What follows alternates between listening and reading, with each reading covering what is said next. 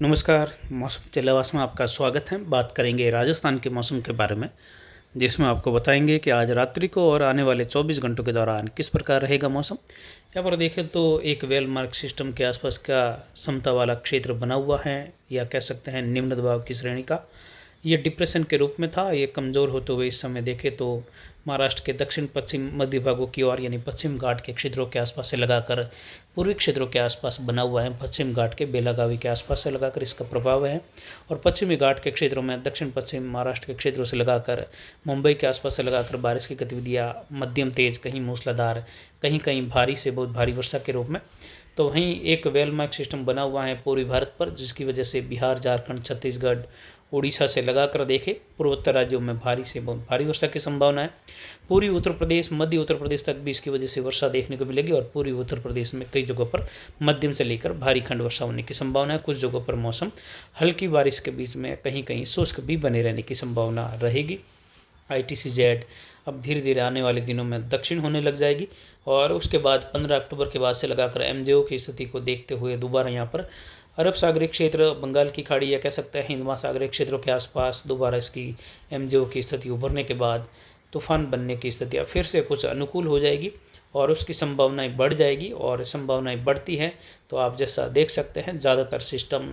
पश्चिम की ओर रुख करते हैं, और उसमें भी अरब देशों की ओर, वहीं बंगाल की खाड़ी की ओर बनने वाले सिस्टम इन दिनों में भारत की ओर, कुछ सिस्टम उत्तर उत्तर पूर्व की ओर भी रुख करते हैं, जैसा कि आप इसमें ट्रैक के रूप में देख सकते हैं। ये औसतन है कि सिस्टम ज़्यादातर इन क्षेत्रों की ओर बढ़ते हैं, जिसमें कुछ सिस्टम भारत के क्षेत्रों की ओर बढ़ जाते हैं उत्तर उत्तर पूर्व में अरब सागर से। तो ज़्यादातर बंगाल की खाड़ी में बनने वाले सिस्टम भारत के क्षेत्रों की ओर ही बढ़ते हैं, और कुछ म्यांमार और पूर्वी बंगाल की खाड़ी के आसपास के सटे देशों के आसपास बढ़ जाता है।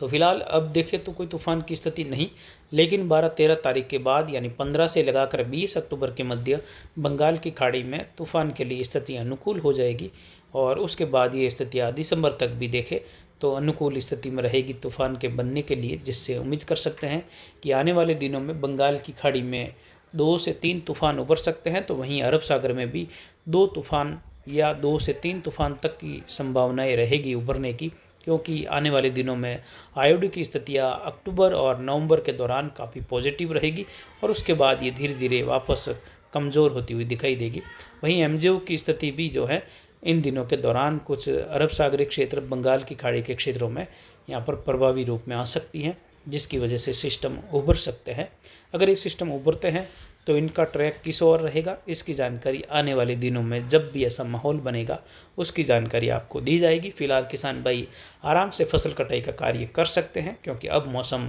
उत्तर पश्चिम भारत में ज़्यादातर शुष्क बना रहेगा। छोटे छोटे इलाके राजस्थान में अभी भी 48 घंटों के दौरान जोधपुर, कुछ अजमेर संभाग, कुछ बीकानेर, कुछ सीकर संभाग, जयपुर संभाग की ओर घने बादल बना सकते हैं, और छोटे स्थानों पर बौछारें खंड वर्षा कर सकते हैं। और ये यहाँ दक्षिण पश्चिमी राजस्थान के आसपास बने हुए परिसंचरण तंत्र के कारण कमज़ोर रूप में स्थिति बनी हुई है, और ये WD से प्रेरित हवाओं का क्षेत्र है। तो अगले 24 घंटों के दौरान किस प्रकार स्थिति रह सकती है उसकी भी जानकारी यहाँ पर देते हैं। तो रात्रि के समय में भी लगभग मौसम शुष्क रहेगा, लेकिन कुछ जगहों पर बूंदाबांदी बौछार की संभावना है, जैसा कि कुछ बाड़मेर के पूर्वी इलाकों से लगाकर कुछ जोधपुर, पाली के इलाके हैं, कुछ पाली शहर के आसपास से लगाकर मारवाड़ तहसील, सोजत तहसील, यहाँ पर कुछ जगहों पर बूंदाबांदी बौछार नाम मात्र इलाकों में संभव है। कुछ जोधपुर, नागौर की ओर भी अगले 24 घंटों से 48 घंटों के बीच में यानी 2 और 3 अक्टूबर के मध्य नागौर, चूरू और गंगानगर, हनुमानगढ़ की ओर बादल छाएंगे, कुछ जगहों पर घने, जिससे बौछार मात्र यहाँ पर संभव हो सकती है। बाकी अब संपूर्ण राजस्थान में मौसम शुष्क बना रहेगा। एक सर्कुलेशन बना हुआ है बाड़मेर के इलाकों के आसपास से लगाकर, ये कुछ उत्तर पूर्व की ओर मूव करेगा 48 घंटों के दौरान, और लगातार कमज़ोर होता रहेगा। उसके बाद उत्तर पश्चिमी हवाओं का दौर संपूर्ण उत्तर पश्चिम भारत में बढ़ेगा। मानसून वापसी आज कल की जगह ही स्थिर बनी रही, लेकिन अगले 72 घंटों के आसपास और इसके आगे बढ़ने की संभावना यानी वापसी की संभावना और अन्य राज्यों में और अन्य क्षेत्रों में रहेगी, जिसमें राजस्थान के क्षेत्रों में भी कई भागों पर 3-4 अक्टूबर तक मानसून वापसी हो जाएगी। कुछ पूर्वी राजस्थान के आसपास से लगाकर भी देखें तो पहले सप्ताह के दौरान अक्टूबर महीने में संपूर्ण राजस्थान से मानसून वापसी की संभावना है, और आने वाले 2 सप्ताह तक लगभग मौसम शुष्क बना रहेगा। एक WD की संभावना रहेगी तीसरे सप्ताह के आसपास से लगाकर, और उसी दौरान MJO की स्थिति को देखते हुए बंगाल की खाड़ी में एक सिस्टम उभरने की संभावना है। यानी 12-13 तारीख से लगाकर आने वाले तीसरे सप्ताह के दौरान, यानी लगभग 13-14 से लगाकर 20 अक्टूबर के मध्य बंगाल की खाड़ी में फिर से सिस्टम उभरने की संभावना है, जिसके